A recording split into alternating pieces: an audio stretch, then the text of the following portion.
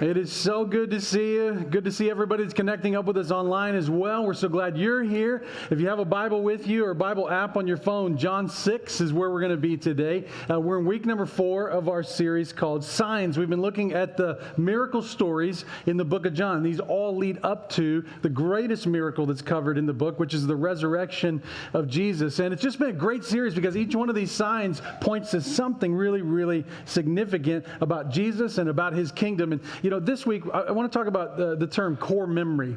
It's a phrase or a term that's been a little more popularized in the last several years, really since the 2015 movie Inside Out. In that movie, they popularized this concept of core memory, and they talked about this little girl and really in an imaginative, fanciful way, tried to describe the world of emotions that's going on inside of her. I appreciate it because I can never figure out women, so if I can get inside the mind or the body, the life of a woman, that would be helpful to understand what's going on. And so they popularized this theory or this idea that in that movie that you have 5 core memories, and that those core memories are identity shaping, and so much of your behavior and kind of trajectory in life are connected to it. And so they highlight several of those core memories in this little girl's life, and sometimes those are good, sometimes those are not so good, and people in general really connected with the concept, even though in the psychology and mental health and such world, there's not really a conviction held out there that you only have 5 core memories, but the concept is fairly widely embraced. And so you'll see social media posts with hashtag core memory after a dad is like taking a picture out playing with their kid, or you'll see a kid at Disneyland just with wide-eyed wonder watching what's going on, and the mom might post, I got to share a core memory with my kids. So it's really connected with a lot of us, and we all have those things that we remember really, really well. You forget a lot in life. You remember a lot in life. Sometimes it's hard to describe to someone why some things are so memorable, other things aren't.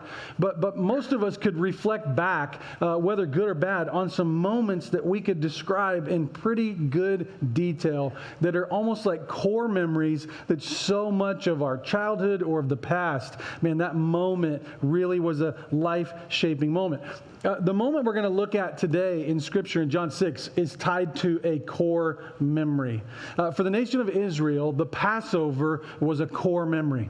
In their nation's history, it was one of the most foundational experiences that they had, where God revealed in a very undeniable way that He was their God, that they were His people, and that He would keep His promise to take care of them no matter what. You see, way back in Israel's history, God spoke to a man named Abraham and said, I'm going to make you a father of a great nation. But as you get to the back end of the book of Genesis, after that promise had been made, you get into Exodus, you find that the people of God are enslaved in Egypt, and they seem a long way away from that promise that God had made to Abraham. But God raised up a man named Moses to be a deliverer. And Moses went to the Pharaoh, and you know the story, told Pharaoh, let my people go. He didn't want to do that, so God sent plague after plague after plague to try to motivate the Pharaoh to do that. And it was the 10th and final plague that made the Pharaoh finally relent. And that was when the firstborn in every family passed away in a single night.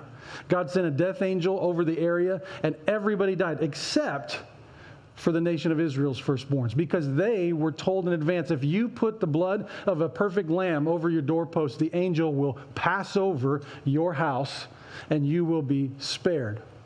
Well, after that event, the nation celebrated annually the Passover. It was a festival, one of the biggest festivals that the nation celebrated together. Jesus is recorded in the Gospels participating in 3. John tells us Jesus was at 3. Today, this story is the second one. Meaning the next Passover is going to be the one where He's going to die on the cross. That happened also at Passover. This is at a major point in Jesus' ministry, and the significance of it can't be underlined enough. One of the ways you know not just that Passover was a core memory, but that this story about Jesus on Passover is a core memory, is that all 4 gospel writers tell the story. Now, that might not mean a whole lot to you when you first hear it, but let me maybe shape your understanding of it by saying this. Outside of the final week of Jesus' life, this is the only story that all four gospel writers tell. In other words, this was a mountaintop, seminal, huge moment in Jesus' ministry. And it's the day that he fed 5,000 with a little boy's meager lunch. The story starts in John chapter 6, verse 1, where it says, sometime after this, Jesus crossed to the far shore of the Sea of Galilee, that is the Sea of Tiberias. And a great crowd of people followed him because they saw the signs that he had performed by healing the sick. Then Jesus went up on a mountainside and he sat down with his disciples, and the Jewish Passover festival was near. Now, this is, as you move from year 2 into year 3 in Jesus' ministry, this is as big and as popular and as public as his ministry will ever get. I mean, this is the peak of his popularity with the mass general public on so many levels, okay? It's going to be after this that things are going to get so crazy that he's going to regularly withdraw, pull him and the disciples away, because, again, he has a plan and he's trying to lay down his life a year from now at the next Passover. But you see, the crowds are enormous, and they're following everywhere he goes. He's trying to get away at times. Right after this event, he's going to pull away and have a little bit of quiet time with his Father. But it says in verse 5 that when Jesus looked up and saw a great crowd coming to him, he said to Philip, "Where are we going to buy bread for these people to eat?" He asked this only to test him, for he already had in mind what he was going to do. Philip answered, "It would take more than a half a year's wages to buy enough bread for everyone to have one bite." One bite. I love the little details that are in here that John records, that Jesus asked this question only because he was trying to test the faith of those who were with him. It's interesting, too, that he talks to Philip. Philip seems to be the bean counter in the conversation. He quickly speaks up. 8 months' wages couldn't buy anybody one bite.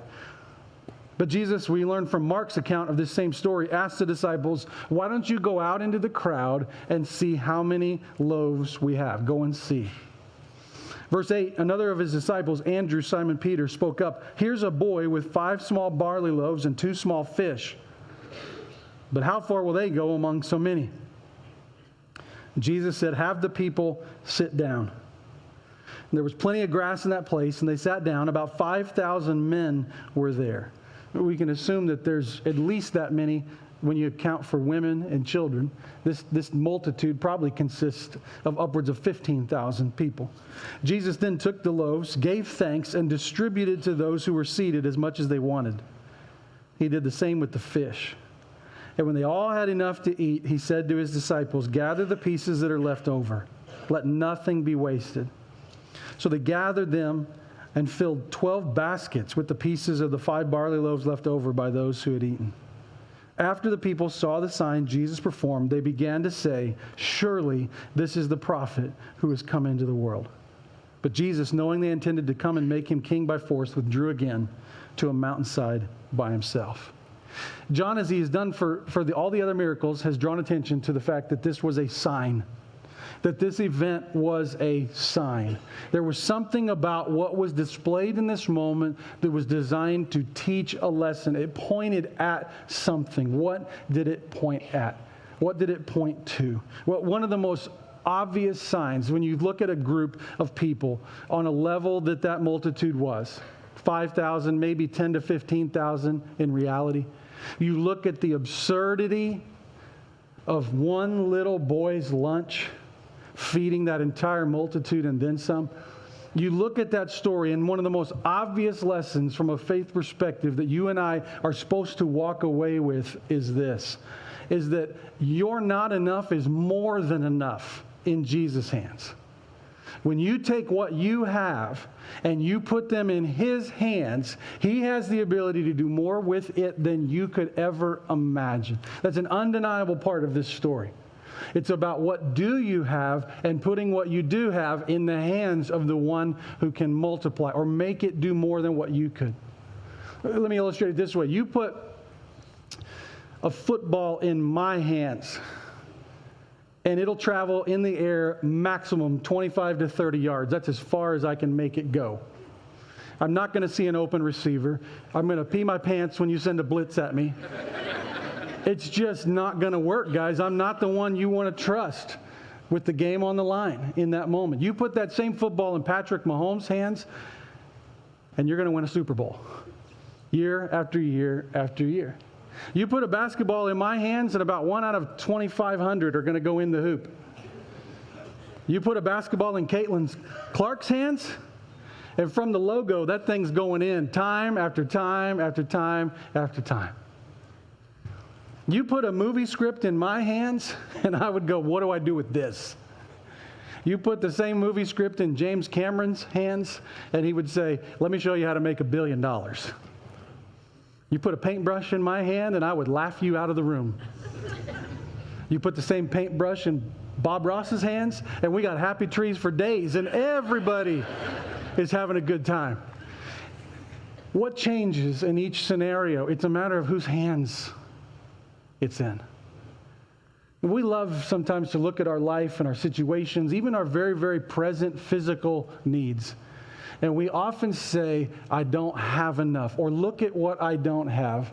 And this story is a reminder to look at what you do have and put it in the hands of the one who can make it go and do and be more than you could ever imagine. The laughing part for me in this story, the part that just has so much depth to it, is that we go from scarcity to abundance. I mean, we go from the disciples taking this moment in and finding one child with a lunch. I have a hard time believing that that was the only person in the whole crowd that had anything to eat.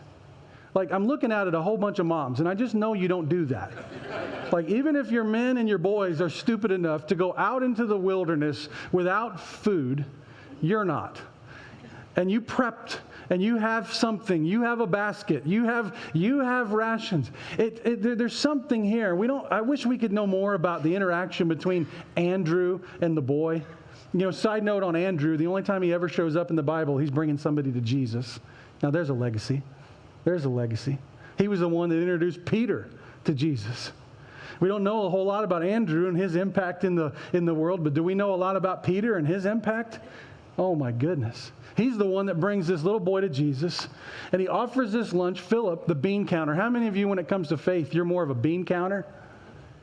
And you go, 8 months' wages couldn't buy everybody one bite. This is never going to work. This is never going to work. And you focus on what you don't have. And God says, why don't you talk to me about what you do have? Why don't you entrust me with what you do have? There's an obvious generosity connection here. This is a great message to think through. How am I using what God has given me? A common generosity conversation is, well, if I have more money, I would be more generous. This story really flips that on its head, doesn't it? It's not about what you don't have. It's about what you do have. And how are you using what you do have? And what is your willingness to let go of what you do have and put it in the hands of one who could do more with it than you ever could on your own? This is an obvious connection at Passover to God's provision for his people. That's what God does. And even in their most basic of physical need, God sees them in that moment. Jesus says, it's late. These guys have all come out to be with us, and there's nowhere here to buy bread. There's nowhere here to eat. What are we going to do for these guys who've been here all day and they don't have anything to eat? What I'm saying is Jesus cared about their very present, physical, right in front of them need. And he was powerful enough to reach into their life situation on that day and take care of them, even at that physical, human level of need. What we take away from this story that we've got to grab a hold of is that if you've got 5 loaves and 2 fish and a prayer, you got a shot with Jesus. You don't have to have it all figured out. You don't have to understand it all. You don't have to see how it might be able to come together. But if you've got 5 loaves, 2 fish, and a prayer in Jesus' hands, you got a shot. This situation could see itself through. This situation could result in a miracle. There could be something, whether it's a physical need or a financial need, a relational need, that you might look at and go, there's no way that this is ever going to come together. God sees your heart. He sees your situation. If you got 5 loaves, 2 fish, and a prayer, you got a shot. You got a shot.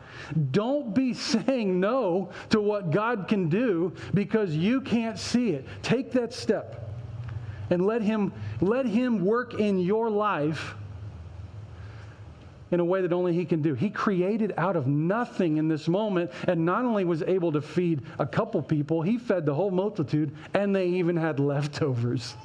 They had take home. They had carry out. You want a box for that? Let's take home with you. You show back up at home. Where'd this come from? Oh man, do I got a story to tell you. But I think this story is even more than just that. As powerful as it is to know that God sees you, that he sees your needs, and he can meet you and multiply in your life in a powerful way. Some signs point to more than one thing. You're driving down the highway, and you can put multiple messages on one sign, can you not? You can point people to more than just one thing with one single sign. That's what this miracle does. And that's most vividly seen when you fast forward to the next day or a little bit later in the chapter. Because let me tell you what happens. This miracle takes place. Everybody gets fed. It's the end of the day. They all go home. Jesus puts his disciples in a boat, sends them across the lake. He says, I'm going to go retreat for a little while, pray privately. I'll meet you guys later. Well, that turns into, I'm going to walk on water and find you guys out in the middle of the lake later tonight. They don't know that. We'll talk about that next week. On the other side of that miracle, the crowd that got fed in this story shows up on the other side of the lake the next day. They're thinking, hey, last night was cool.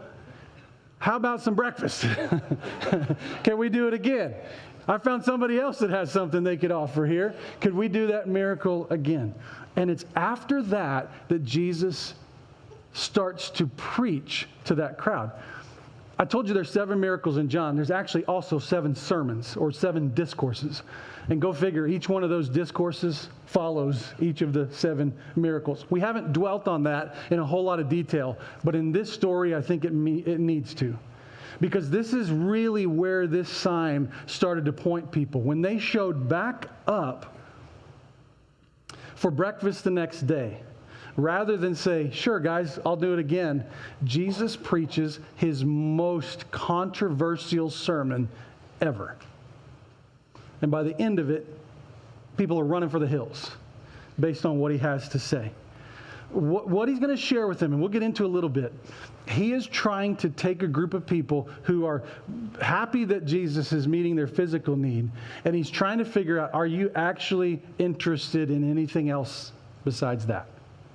He's going to try to drive with this message and answer out of everybody who's there on these 2 questions. Here's the first one. Is your faith in God based on his presence or just his presence? Do you have interest in the relational presence of God in your life, or do you just want the tricks and the things and the gifts that he can do for you? He wants an answer to that question. Because sometimes if we're honest, we would have to realize and say, we're only religious when we want something. We're only interested in God if it benefits us personally in a very tangible, maybe even immediate way. We're maybe praying for material blessing. I won't ask for a raise of hands on how many of you have asked God to increase your material blessings. And the reason why I won't have you do it is because I know every hand in the room would go up. That's a very human thing. Everybody has prayed for help at some point financially. Everybody's prayed for a material blessing or a status increase. We've prayed for a new house or a new book. I promise I'll use it for ministry, Jesus. I'm just, please let this sale go through. Let this offer be accepted. Please, a raise. Please help me take care of my family better. Or it's a relationship thing. Help this girl to say yes when I make this call. You know, like God, if you're there, if you're real, you would help me get a date. If you're real, you would make this relationship thing come together. If you're real, God, in this moment of physical crisis, you would heal in this particular way. I would ask God that you would move in that way. If we're honest, so much of our connection with God is solely driven on, God, give me something. Give me something. Do this for me. And I'll stay walking with you, and my faith will stay strong as long as I see you moving and you're giving me things. And you go reread the story of the prodigal sons. At the foundation of the issue with both boys is that they wanted their dad's stuff more than they wanted a relationship with their dad. The younger brother said, give me all my inheritance due to me when you die. I want it now. I want what you can give me. I want my stuff. I want my things. And he ran off and squandered it. When he comes back and the dad's ready to throw the party for him, he finds the older brother out in the field complaining because now what has been divided and squandered is going to get redivided again later in life when dad passes. And he's upset because he's not getting as much of dad's stuff. And anything dad's spending on this party that we're about to throw for my long-lost brother is ultimately coming out of my wallet, not his. The dad is stuck with the reality that he got two lost sons, not just one. Two who just wanted dad's stuff and didn't want him. Didn't want a relationship with him. That's where this question is going. That's where this conversation is going, because Jesus knows yesterday your stomach was growling. And we know how we get when our stomach gets growling, right? When we get tired and hungry, we get irritable, hangry, right? Dude, you need something to eat. Calm down, you know? Like, let's get you some dinner, man. You're going to be a new human being in another hour. Like, just no more talking. Like, let's get you taken care of here. Like, we understand that on a physical level. And Jesus does too. And he's interested in helping at that level. But ultimately, he's not worried about stomach cravings. He's worried about soul cravings. And in the same way that there are signals and signs that your stomach is empty and that you're hungry and craving food, so there are that your soul is empty. And the money isn't fulfilling it, and the job isn't fulfilling it, and the status isn't fulfilling it, and the marriage and the kids, none of it is fulfilling it. And you're wondering, where do I ever find satisfaction? It's to that Jesus says in John 6, verse 35, I am the bread of life. Whoever comes to me will never go hungry. Whoever believes in me will never be thirsty. But as I told you, you have seen me, and still you do not believe. You do not believe. Does your faith in God, is it based on his presence relationally in your life, or is it based on the things he can do for you that would enhance your life? The second question that this sermon that he preaches in John 6 is aiming at is this: are you a sign-chasing spectator, or are you a sold-out follower? Like, are you here today because your faith is only going to be continuing if you continue to see it and feel it? Or are you willing to step across and relationally, willfully align your life with mine? Now this is really where the next part of the sermon, things get crazy. Crazy. Because if you say, I'm the bread of life, come to me and you'll never go hungry, you go, oh, okay, I can go with that metaphor. But here's where verse 55 goes. For my flesh is real food, and my blood is real drink. Whoever eats my flesh and drinks my blood remains in me, and I in them. Just as the living Father sent me, and I live because of the Father, so the one who feeds on me will live because of me. The bread that came down from heaven. This is the bread that came down from heaven. Your ancestors ate manna and died, but whoever feeds on this bread will live forever. So in case your first reaction to whoever eats my flesh and drinks my blood was, ew, let me get under the original Greek because I think it might help you understand it. The original Greek to eat my flesh, that word is trogo. It means to gnaw off the bone like a dog. So if you weren't offended before, you surely are now. And so was everybody in the crowd. This was where everybody went, no, we're out. That's gross. You're crazy. We're out of here. The minute it moved away from, do you really trust me? Will you trust me enough to say, I have no idea why you just said that? I have no idea how that could possibly be the right thing to say. I have no idea how to understand that. But what Jesus is doing with the crowd had a plan for him that he had no interest in. He had a plan for the crowd that they had no interest in. The crowd wants Jesus to become a political king. You have to remember that as a nation, Israel is not even officially a nation. They've got no rights. They're under the reign and rule of Rome. Rome is tolerating them. They are allowing them to kind of carry on their religious life and kind of operate as a nation, but they are subservient to Rome. And the Jews hated that. And they wanted someone to come in, and when they thought of a Messiah, they thought somebody's going to come in like Patton, and he's going to clear everybody out, and we're going to take our place back, and we're going to be a people again. That's what they wanted Jesus to do. That's even what Jesus' disciples thought he was going to do.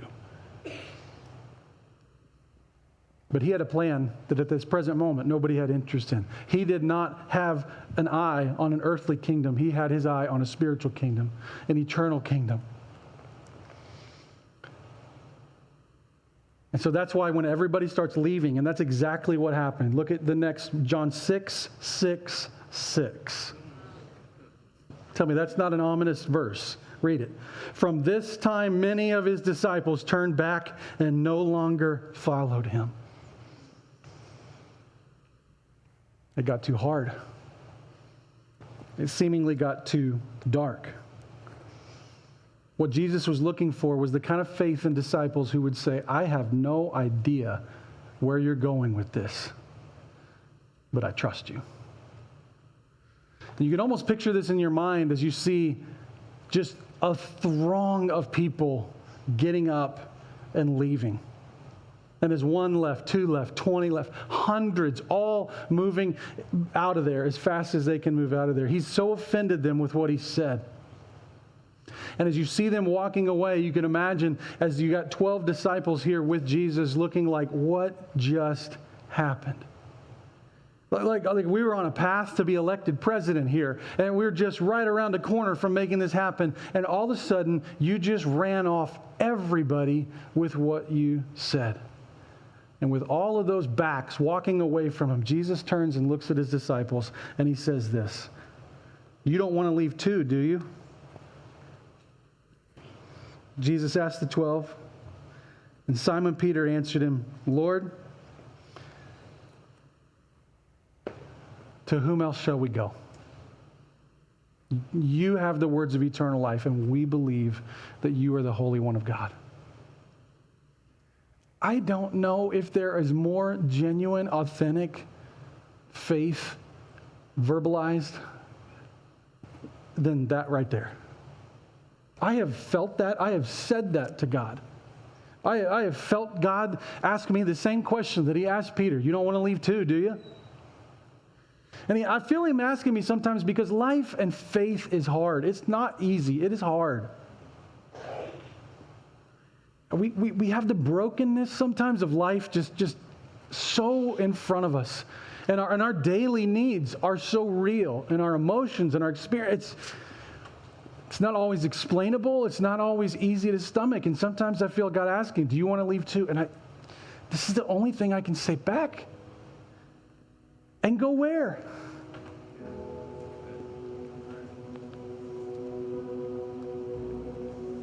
This same John, who witnessed this miracle, tells us that a year from this time,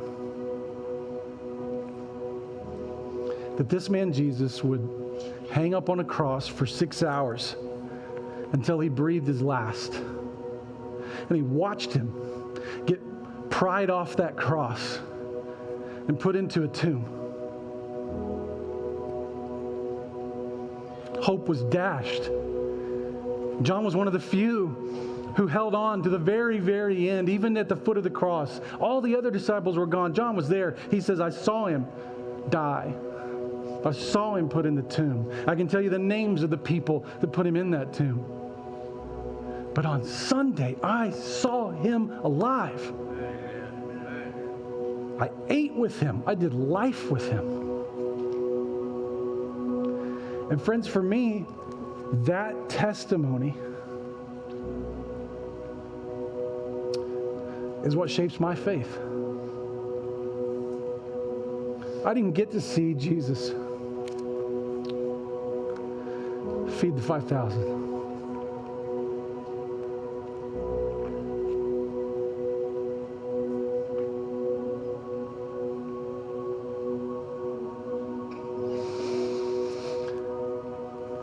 And I didn't get to see him walk out of the tomb.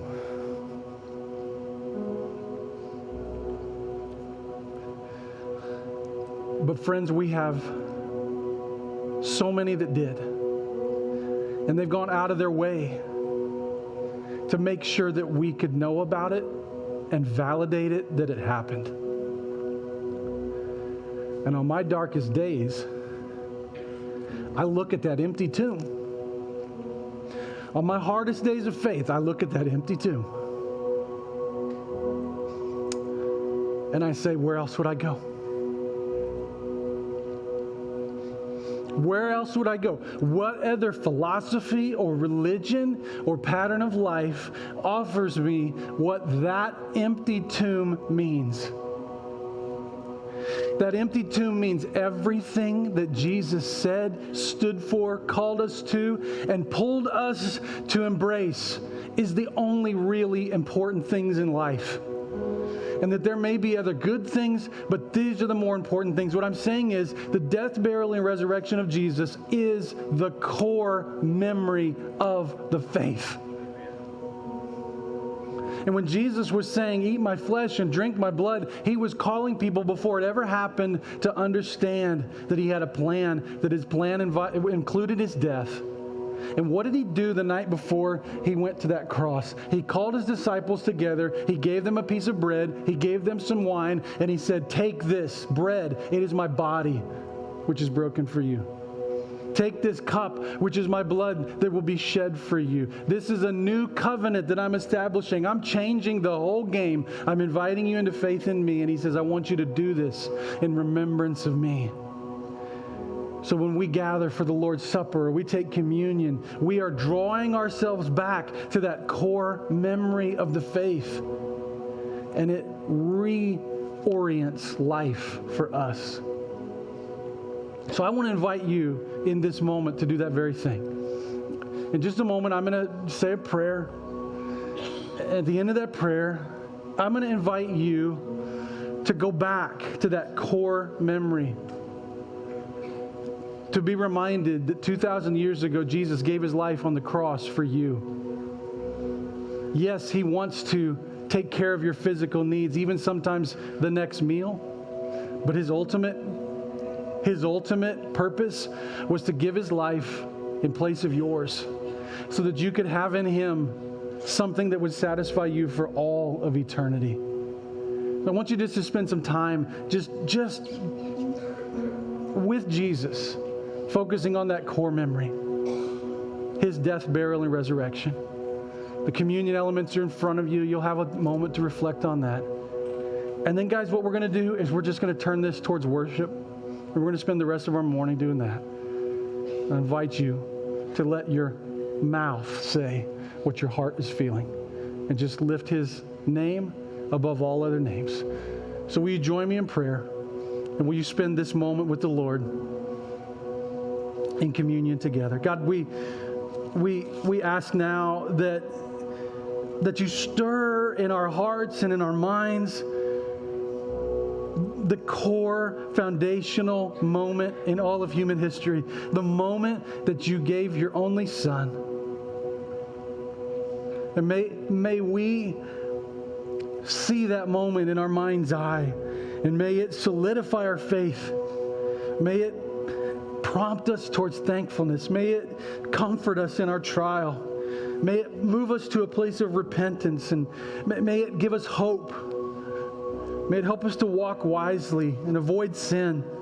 May it help us form our identity. May it help us challenge the world that's around us, the status quo that we see, and not be one who would walk away from you, but realize you are the Holy One of God, and life only makes sense when you are the center of it.